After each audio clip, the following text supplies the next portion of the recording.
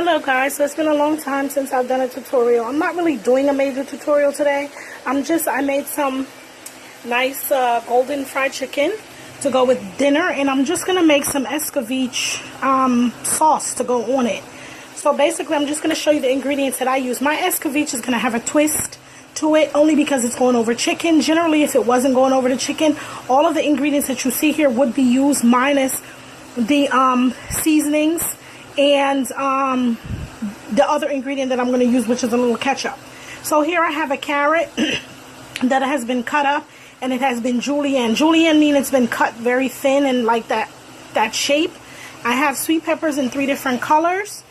I have 2 scotch bonnet peppers that has been chopped up, seed out, well, most of the seeds. 1 whole onion cut up, some allspice, some vinegar, and some seasoning, basil, thyme, sugar, and all. Okay guys, so here I have all the ingredients that I showed you in the last post, and it's sauteing in about a tablespoon of oil and some vinegar. And basically I'm just going to let this saute until the onions are transparent, until you can see through, or translucent, until you can see through the onions and the carrots have cooked soft enough. The only reason why I'm not letting this be a little bit more harder or firmer, which is what we do when we fry fish, is because it's going over chicken.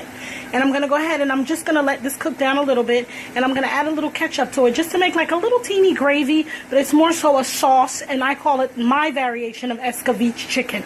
So I'll come back and I'll show you the finished chicken plated with the sauce on it when I'm finished. Stay tuned. Okay, so this is what it looks like when it's all finished. This is the fried chicken with the sauce on it. So it's an escovitch fried chicken. This is my variation again. Other people do it the way they want to do it, but this is the way I do it.